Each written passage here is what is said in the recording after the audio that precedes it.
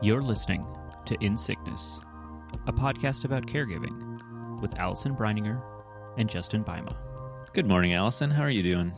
Justin, my friend. Hi, I'm so happy to be with you. You and I have both, in the last few weeks, been through the ringer. Yes. And I am just glad that we can be here together and talk through that a little bit because kind of little snippets, we've been kind of trying to support each other, here and there, but I don't even know all the things and you don't know all the things. And I just thought, let's take time today to just dig through what you and I have just gone through since we last sat down together. How's that sound? Yeah, that sounds great. Yeah, you want to go first? Sure. Okay. I can go first. So last Tuesday night, so that's a little over a week and a half ago, I was sleeping and it's about 2:30 in the morning and my phone rings. And it's Sarah. In your house? In my, I guess I don't know at this point, but I'm assuming. Yeah. Right. And so she had gotten up and she was feeling unsteady. And so she had taken her phone with her into the bathroom and she ended up collapsing. And she was on the floor and she couldn't get up and she was feeling super nauseous and just not good at all. And so, obviously she's calling me to help her. And so I had to pop the lock on the bathroom door to get in. And she scary. was not ready to get up. I had to get a bowl for her so she could throw up, and then just kind of sat with her for a long time until she felt strong enough to get up. And that was scary because that's not at all a normal kind of thing that happens to her. Yeah. And she was just feeling incredibly weak. And so, after a while, she was feeling all right enough. And so I helped her up and helped her walk back to bed. And she was also just in a lot of pain, just a lot of intestinal cramps and just not feeling good at all. And gut stuff isn't typical with her, right? No, nothing like this. So got back to bed and, I wake up at 6 to start my day. Yeah. So I don't remember what time it was, but it was at least probably 3:30, if not more later. And so in the morning I got up and decided to take the day off of work. Yeah. Smart. Good. Both the I'm got very little sleep and I'm exhausted, and just the emotional exhaustion from that. Yeah. And then Sarah in that morning got up to go to the bathroom and it was just all blood. So she's kind of freaked out. Of course. Yeah. She's still in a lot of pain. She's still not feeling great at all. And so we call the triage nurse at her doctor's office, talk to them, and they're like, we'll get you a telemed appointment with the doctor a little later this morning. And so we have that. We talked to the doctor, kind of explained the fall, what's happening now. And they were like, it's kind of a wait and see. If the bleeding continues, then probably you're looking at going to the emergency room. And if not, it's probably you can kind of just wait and see how it goes. Okay. And so Sarah kind of tried to go back to bed and just rest. She was in a lot of pain that day. And that was a hard, it's just really hard when she's in a ton of pain and there's not a lot that can be done. Right. And it's just, she's suffering and it's just, you have to just be witness to that. And that is really, really tough. So then maybe 8:00 in the evening, something like that, there's more blood. And so we're like, okay, we've got to do this. We got to go to the emergency room. And we haven't, that's not, I know that, other people, that's kind of not a normal thing, but that's something that's part of their caregiving or health journey is sometimes you got to do this. And we haven't been to the emergency room since she first had her headache. And we went there to try to get the intense migraine to stop, which was, I think 8 years ago or something. Right. So this is not a normal thing for us. And so had the foresight to let's at least pack a bag with some essential kind of stuff in case she does have to get admitted or we're there for a while, that she's got some stuff. We did that and then drove off. How close are you to your ER? About 30 minutes away. Okay. So not bad, but not, close. But when you're in a situation where you're in pain and bleeding and scared and all of that, 30 minutes is a long time. Yeah. So we got there and, it's COVID is still happening. Yeah. So I was able to go into the waiting room and be with her through like the triage. Okay, good. And help kind of like relay some information and kind of help support her there. Okay. And then back out to the waiting room to wait for them to like call her back, which I don't know, was maybe it was like an hour after we got there before they were able to get her back. And at that point, I went outside and just waited in the car. Oh, in the middle of the night? Or is this night? At this point, it's, I don't know, 10 o'clock at night. It's raining. Oh, of course it's raining. Right. And yeah, it was really hard being apart like that and not knowing what they're doing, not knowing what the like plan is or what they're thinking, not knowing how she's doing. And we were, through it, we're texting and we're calling and trying to maintaining, some communication. But she's already like exhausted and in pain and not doing great. And so I think it was like 12:30 at night. They're like, she called and he's like, well, they're going to do a CT scan now. So she went off and did that. And then I think at that point I got out and kind of walked around for a little bit just to kind of like stretch my legs and kind of, And then I think like around 2:00 ish, she called and was like, yeah, they're going to admit me. Oh man. And so like I brought in and dropped off the bag that we'd packed and drove home. Oh. Boy, that was weird. Yeah. And before I could drive home, my car wouldn't start. Of course it wouldn't. What? Yeah, after that. So thankfully we have a little like battery pack that you can like jumpstart the car yourself. Yeah. So I had to do that. At like 2 a.m. at the end of this terrible day. At the end of all of this terrible day. Sore and exhausted. Oh my goodness. Sitting in a car for all of that. Can we take like a quick pause? Because I think like I'm sort of listing in my head like the things that are racking up here, right? Yeah. Mm-hmm. So even the like 2:30 in the morning, like that like 0 to 60 of like dead asleep to suddenly like, wait, what? Having to like unlock, like you said, you had to like pick the lock, like knowing your wife is like on the floor on the other side of this door and you have to pick the lock to get inside. Like, all, like the blood, the ER, the list, like you are not done with your story. No. And the list of, I mean, can I use the word little traumas? Like, yeah, for sure. That you have already experienced so far in the first 8 minutes of the story is an immense list and a longer list than some people ever experience. And if for you, we're up to like, 24 hours? Not even 24 hours, maybe. Yeah, about 24 hours. Yeah, that's, wow. So I just want to like take a second to just like, because I know your story's not even over yet. Yeah. And so just to acknowledge like, wow. Any one of those things, any one of those would have been enough to like be a lot. Yeah.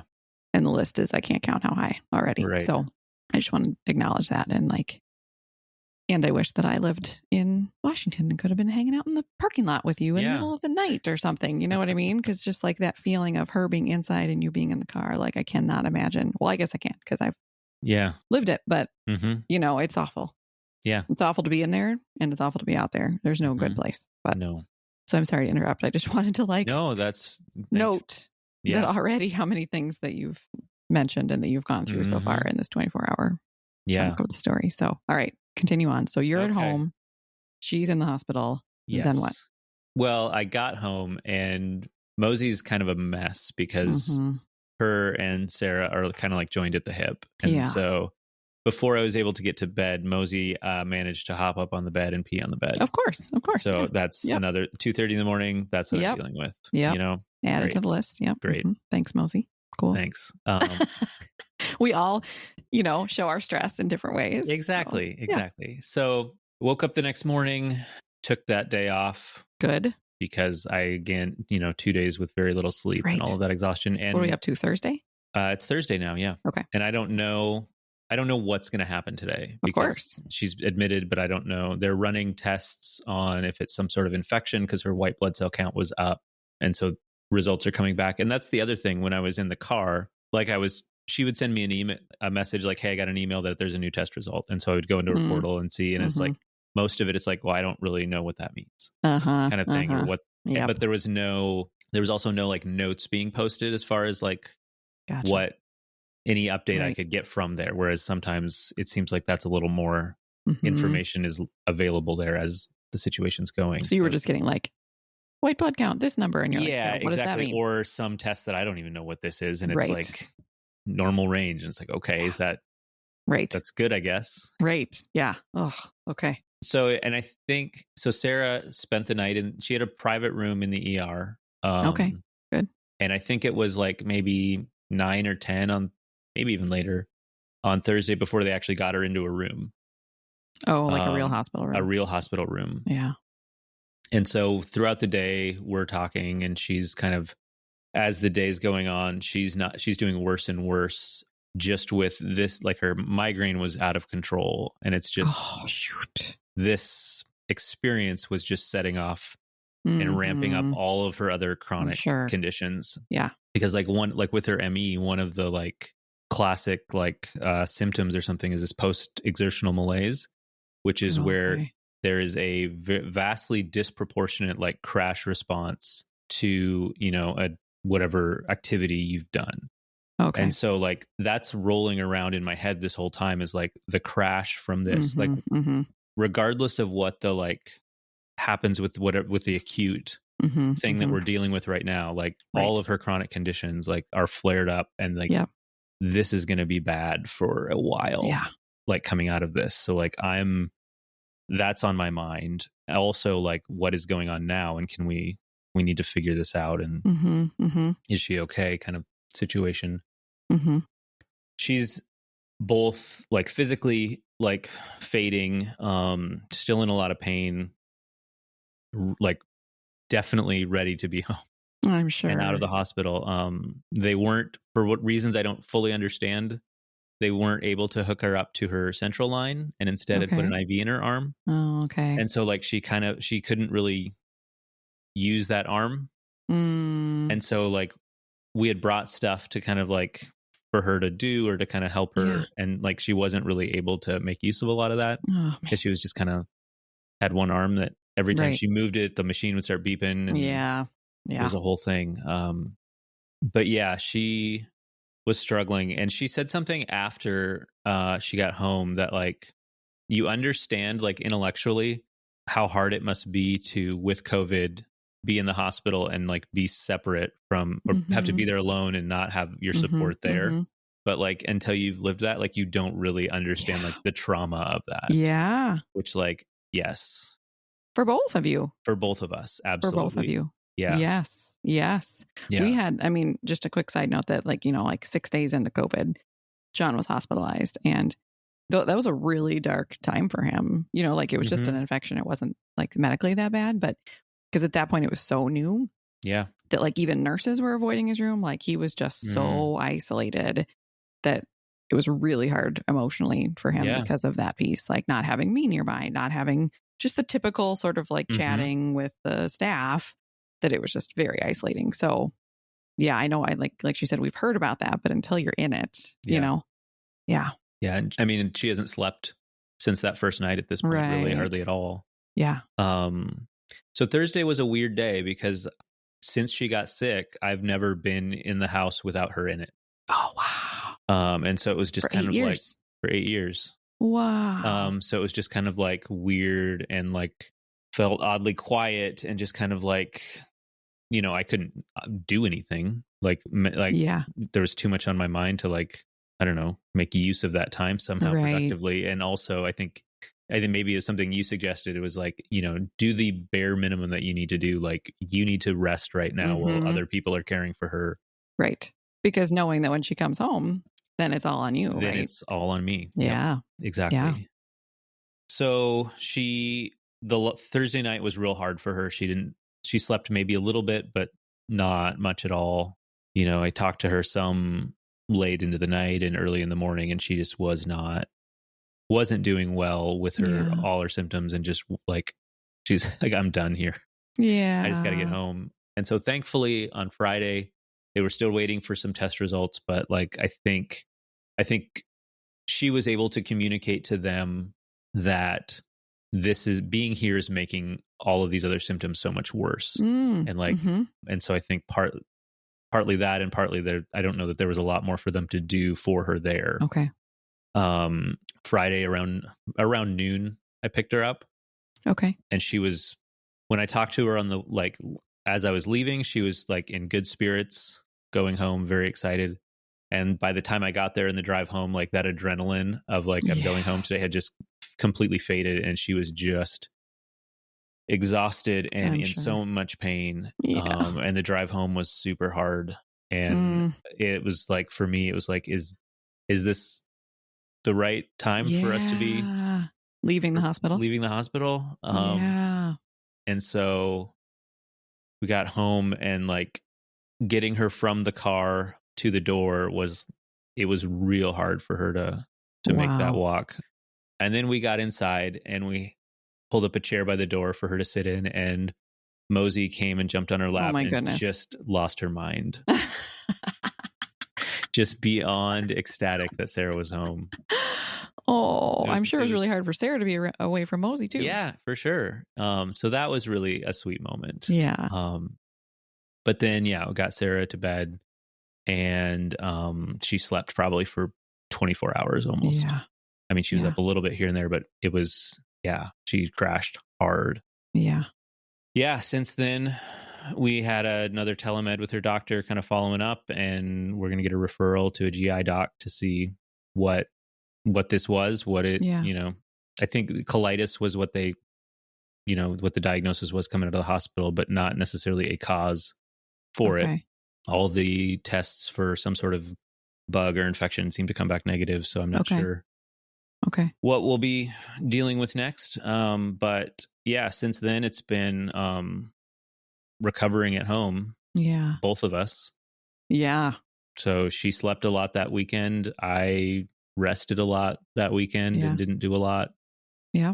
And then this week has been just a blur. Like I was yesterday realizing like, wow, it's Friday already. I can't really recall anything that happened this week, or it just seems like, where did the whole week go? Like it's been a week since she's been out of the hospital, and it both feels like forever that she was there, and it feels like that just happened. And it's just kind of like, feel like I've been a zombie a little bit this past week. I'm sure. What does it feel like to you today to be recounting all of that? Like, in one sitting, sort of saying like, here's all the things that I went through in this, these few days. Like, what does that feel like as you tell the story? It's like, wow, that was a lot. It's like when you like, there's that little bit of a distance from it, and you can just kind of like list out all the things like, wow, it's that. And then it's like, I am exhausted. I am tired. I am needing rest and recovery, but also needing to provide a higher level of care than I have before this last, week and a half. So it's like, Yeah. I mean, if we add to, we sort of took a pause to say, here's your list, all these things have happened. Yeah. But then we keep going to that of even like the moment of you saying, like driving away from the hospital while she's still in pain, and hardly able to walk, and then wondering like, is this a good idea? Right. Are we going to be back here in a day? Yeah. Right. And I get that it's so hard that like being there was making other symptoms flare and was emotionally not good for her, but also like, the thing when the person leaves the hospital is then suddenly you're in charge. Yep. And so it's this catch-22 of like, you certainly don't want them in the hospital. It's hard to be away from them, but also like someone with actual degrees in the stuff is there taking care of them. Whereas at home, it's like us and like, what do we know? I mean, we know some stuff, but like not really, and so it's that piece. And so just like adding that piece to the list as well. And then, like you said, like going back to work this week, because I would guess this week you did work. Yeah, I did work this week all week. Yeah. And I'm sure because like acutely, there was no reason to not, right? Like she was there and she was stable and blah, blah, blah. So like, of course she would go to work. Yeah. And you look at the list of things you had just gone through and it's like, good night. It's a lot of things. Yeah. So I think that's always a tricky thing too. You and I've talked a lot about like the hangover day, right? You're like a hangover week. Yep. And that like, there's no technical reason that someone would say that you shouldn't be like working and doing all the things. And you're like, have a giant hangover from what just happened. Yep. Yeah, that's exactly right. Yeah. And I would guess like you get hangover cred for like everything that's on that list. You know what I mean? Like, right. And it's any not, one of those would it's have like exponential instead of like, exactly. Yeah. Yes. Yeah. Yeah. Do you feel like, and maybe you don't have a sense of this yet, I hope I'm not putting a bad thought into your brain. But do you feel like is this like a new added thing to her list of things? Or is this like a blip that just was like random and happened? Or are you not quite sure yet? I think we're probably not quite sure yet because we don't know what the cause of it was. Right. Okay. What I'm hanging on to mentally right now is that it's just a blip. Yeah. And I think that's fine. Yep. Until we know more. For me to Right. assume that is okay and helpful. Totally. So, yeah. Right.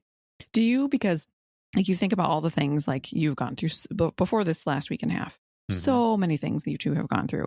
Yeah. And I think you and I are a little alike in this way that I would guess that potentially you might catastrophize not catastrophize, but thinking about like all these things have happened. And so this thing might happen, or, you know what I mean? Like we've pictured all the things that are in sort of our current bucket of reality.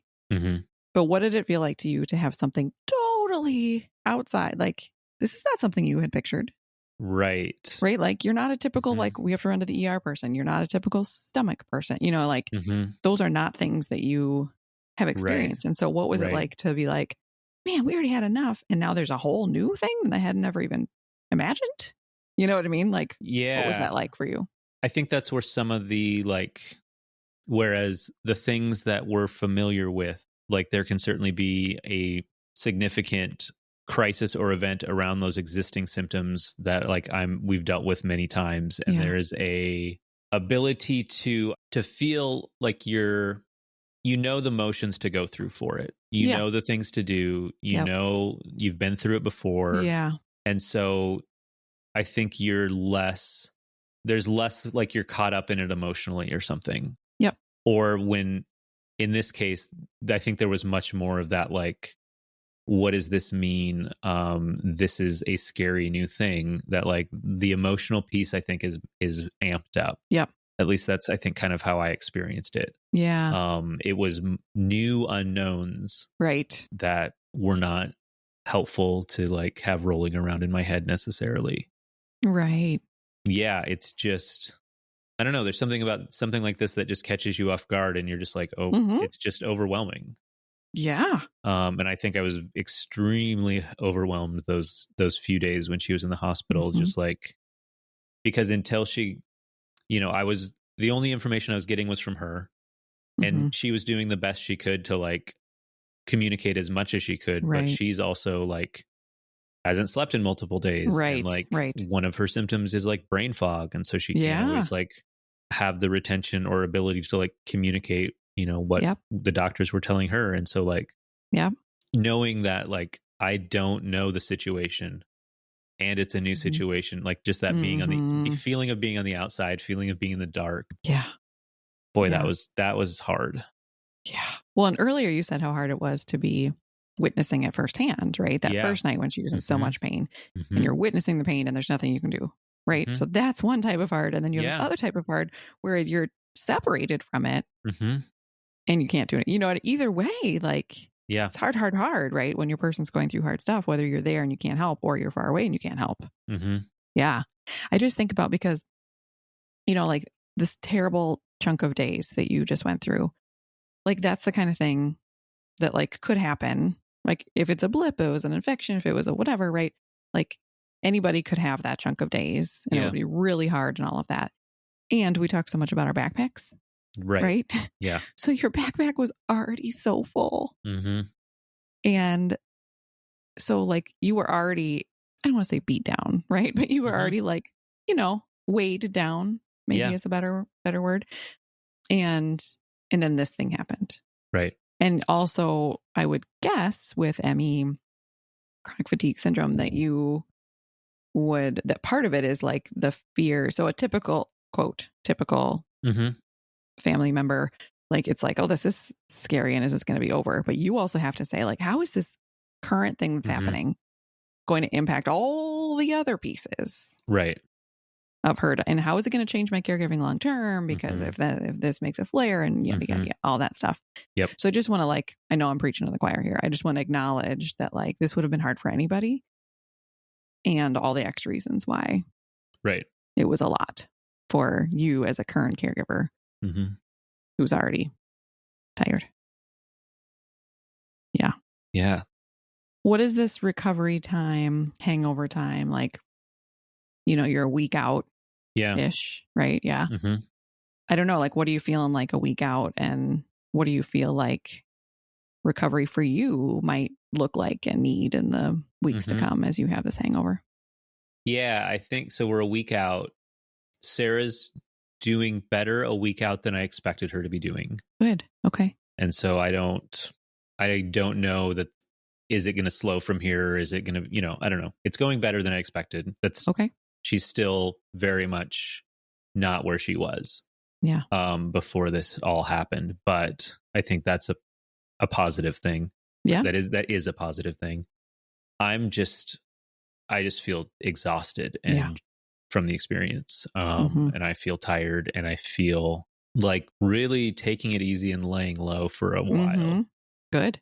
And we already had kind of talked about taking it easy kind of this holiday season. Good. And kind of let's just be at home and spend time relaxing and doing cozy things and just kind of take it easy. And so I'm just hoping to really lean into that and hopefully get some good rest and recover through that. Yeah. I hope that you're maybe we're already there, but even if you weren't, I hope that you take away from our conversation today that even though you're a week out, even though she's doing better than she has, you have just been through a long list of things. Yeah. And that there's a million reasons you're exhausted. And there's a million reasons that you might be exhausted for a while. And so that rest thing, because I'm sort of preaching to myself, because my brain would be like, well, Allison, that was a week ago, come on, move on. Yeah. But it's but no, that was your body and your brain and your everything went through, your nervous system went through so much that I just hope that you can remind yourself of that as the days tick on. If your brain starts to be like, Justin, that was 2 weeks ago or whatever, that you're like, yeah, it was only 2 weeks ago. Yeah. And I continued to need rest. Right. From that thing that happened. So I think you're maybe better at that than I am, but so maybe I'm preaching to myself as well. No, that's good. And to remember that going into the experience, I wasn't starting at 100%. Right. I was already very exhausted. Yeah. Because last time we were together, you were talking about being burnt out. Yeah. That was before this. Right. Yep. Oh, friend. I'm all that. I'm just sorry. Yeah. So that's been my last week and a half. What about what about you? I feel like for a number of weeks, maybe even months, your little reports each time had been actually, we're pretty good. So right. Oh, you didn't need to break that record. You could have just kept on keeping on there, friend. Yeah, things happen. Yes, they do. Yes, they do.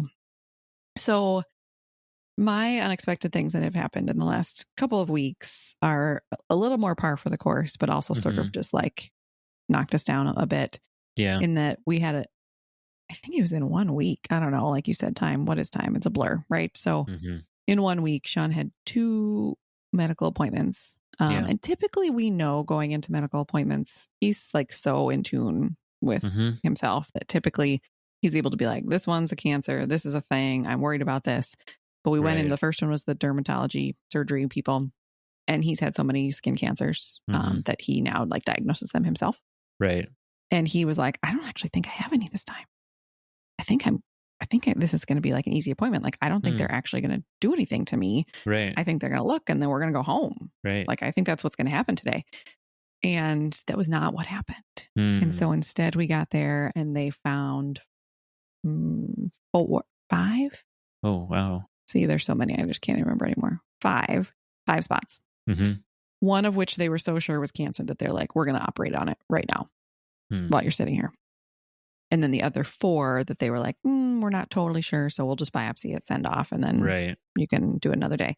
But I was sitting in the chair and watching Sean take in the information that we were not going home and that they were coming in with the needles and the scalpels and the stuff, and just watching him sort of like swirl in that moment of like, what's about to happen?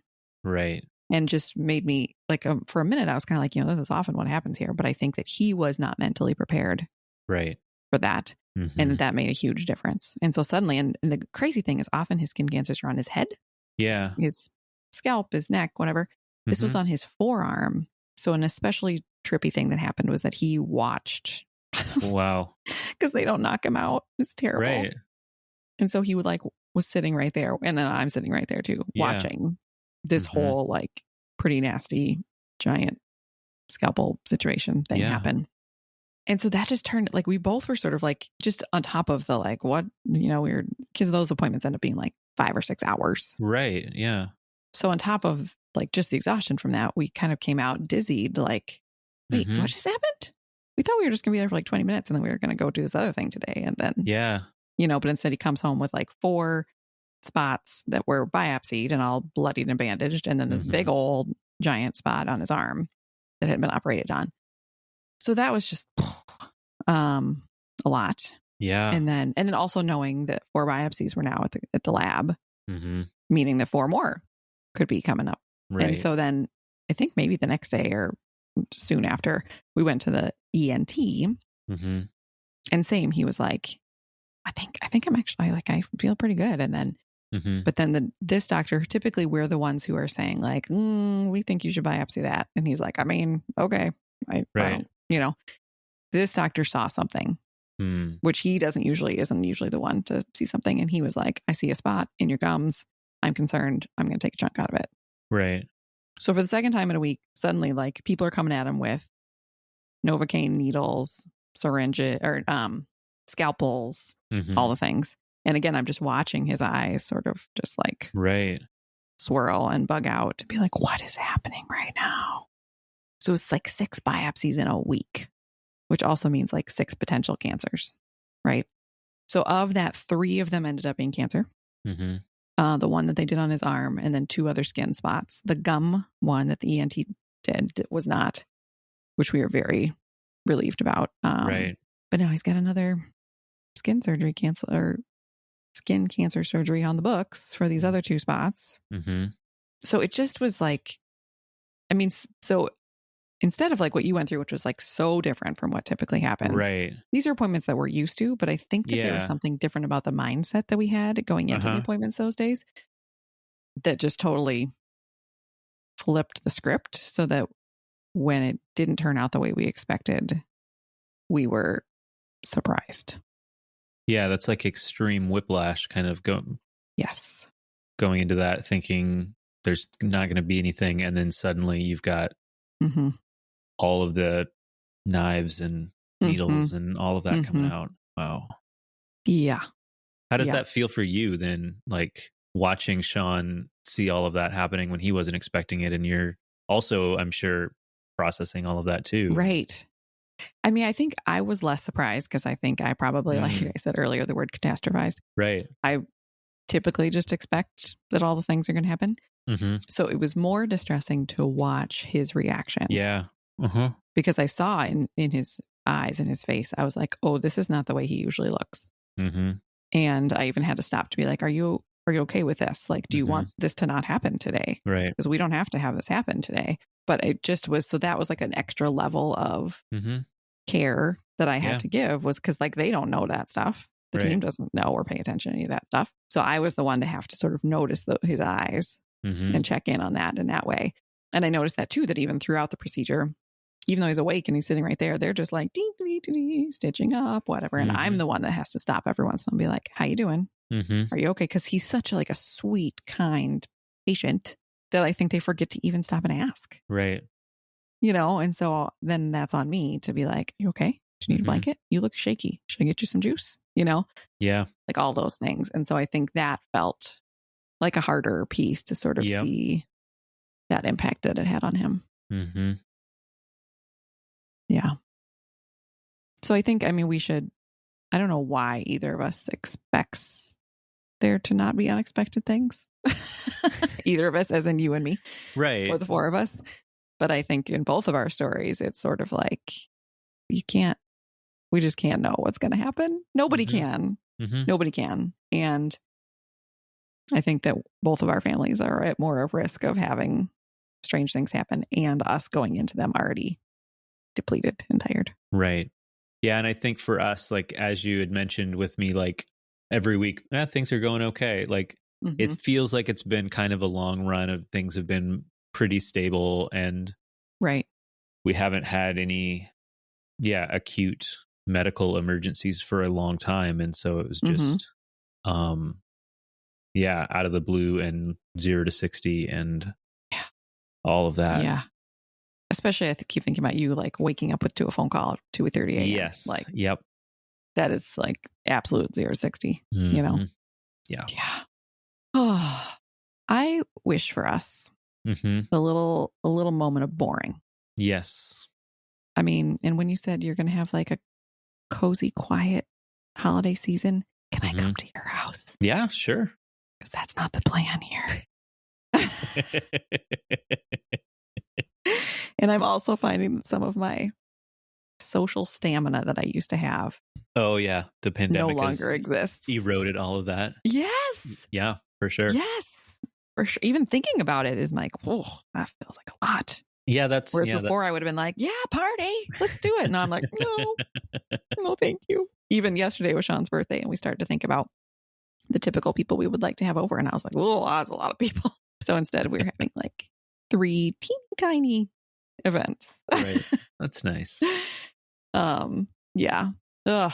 Well, okay. So number 1, I want some boringness. Okay. Yes. I'm on board for that. Put on our vision boards that you and I and our spouses will have super boring weeks coming up, and that you and I will both get like such great rest. Yes. So that if down the road something unboring happens, our tanks are a little more filled up than they are right now. Yes. Something not boring, very exciting that happened this week is how many downloads did we reach, friend? Oh, we crossed over 5,000, which is wild. 5,000. It is. It's amazing. So thank you to all of you who listen and download and share. It's just, that's really crazy and exciting. And we just, like I've said before, we just like talking to each other. So we're just excited that you all like to listen. Yeah, it's great. And it's, seeing all the people that listen and hearing from them, that's just, it's the best. I love it. It is. Yes. Reach out to us because we really, really, really love to hear your stories. Also, I want to make another plug for, it is still November, so it is still Family Caregivers Month, and we are doing our giveaway. Yes. And in the show notes, on our website, on our link in our bio, there's lots of places where you can go to enter the giveaway. Yes. And you can, if you win it, you can give it to, keep it yourself if you're a caregiver. You can gift it to a caregiver in your life. It is one of the Negative Space I'm Part of the Story gift boxes, but there are also bonus items included. So feel free to enter. We will pick a winner at the end of November when this month is over. So yeah. Very exciting. It is very exciting. I also just wanted to mention real quick, Happy Healthy Caregiver is a link that I follow. And they just came up with a whole holiday gift list for caregivers and care recipients. So she's curated a list, and it's a really cool list. And most of the things have like a discount code. And so my Negative Space boxes are on there as well, and they have a discount code. But it's just a really cool list. So you can find that. Happy Healthy Caregiver is her account if you want to check out the holiday gift list. So, or if you want to send it to other people in your life to be like, hey, buy me one of these things. So very cool. Yeah. All right. Okay. Here's to boring. Yes. Rest. Recovery. Boring. Yes. Let's do that. Okay. Thank you. I know I'm sure that took a lot of energy to even recount all of that today. And so thank you for the time and energy and for sharing with all of us kind of the, in the negative space, if you will, about like what happened with that whole scenario. So thanks for sharing. I think it's helpful too to kind of help process it all and like to go through it all again rather than just like, okay, that happened, let's move on kind of. Right. Yeah. Right. Well, thanks for letting us be part of that processing. Yeah. Anytime. Yeah. All right. I'll talk to you soon. Okay, sounds good. Okay, bye. Bye. You've been listening to In Sickness. Find us online at insickness.care or on Instagram at insicknesspodcast. You can send your questions and comments to insicknesspodcast@gmail.com. If you enjoyed the show, please share it with a friend or fellow caregiver, or leave us a review on Apple Podcasts. Thanks for listening, and take care.